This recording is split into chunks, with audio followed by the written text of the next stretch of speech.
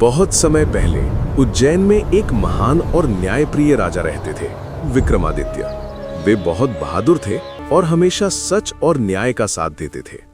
एक दिन एक साधु राजा के दरबार में आया। उसने कहा, राजन, मुझे आपकी मदद चाहिए। जंगल में एक पुराने पेड़ पर एक भूत रहता है जिसका नाम बेताल है। आप उसे पकड़कर मेरे पास ले आइए। राजा विक्रमादित्य साहसी थे। उन्होंने तुरंत मदद के लिए हाँ कर दी। रात का समय था। चारों ओर घना अंधेरा और डरावना जंगल था, लेकिन राजा बिना डरे उस जंगल में पहुंच गए। कुछ दूर चलने के बाद उन्हें एक बड़ा पीपल का पेड़ दिखाई दिया। उस पेड़ की एक डाल पर बेताल उल्टा लटका हुआ था। राजा पेड़ पर चढ़े और बेताल को पकड़कर अपने कंधे पर डाल लिया और साधु की ओर चल पड़े। लेकिन बेताल बहुत चालाक था।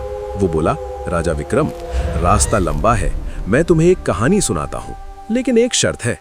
अगर तुम्हें उत्तर पता हो और फिर भी तुम चुप रहे तो तुम्हारा सिर फट जाएगा, और अगर तुम बोलोगे तो मैं वापस उसी पेड़ पर उड़कर चला जाऊंगा। राजा ने कुछ नहीं कहा और चलते रहे। तब बेताल ने कहानी शुरू की। एक नगर में एक गरीब युवक रहता था। वो बहुत मेहनती था, लेकिन उसे काम नहीं मिल रहा था। एक दिन दो मित्रों ने उसकी मदद की। पहले मित्र ने उसे कई दिनों तक खाना और रहने की जगह दी ताकि वो भूखा न रहे। दूसरे मित्र ने उसे अपने व्यापार में काम दिला दिया। कुछ सालों बाद वो युवक बहुत अमीर और सफल व्यापारी बन गया। अब वो सोचने लगा कि उसे सबसे ज्यादा धन्यवाद किसे देना चाहिए, उस दोस्त को जिसने उसे खाना दिया या उस दोस्त को जिसने उसे काम दिलाया। इतना कहकर बेताल बोला, राजा विक्रम, बताओ उस युवक को सबसे ज्यादा धन्यवाद किसे देना चाहिए?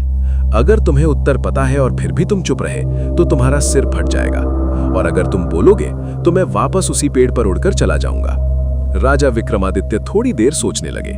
फिर उन्होंने कहा, उसे उस मित्र को सबसे ज्यादा धन्यवाद देना चाहिए जिसने उसे काम दिलाया, क्योंकि खाने से कुछ समय की मदद मिलती है, लेकिन काम मिलने से उसका पूरा जीवन बदल गया। जैसे ही राजा ने उत्तर दिया, बेताल जोर से हंसा। वो बोला, राजा विक्रम, तुमने फिर बोल दिया, और वो फुर्र से उड़कर वापस उसी पेड़ पर जा लटका। राजा विक्रमादित्य फिर भी हार नहीं माने। वे दोबारा उस पेड़ की ओर चल पड़े ताकि बेताल को पकड़कर साधु के पास ले जा सके।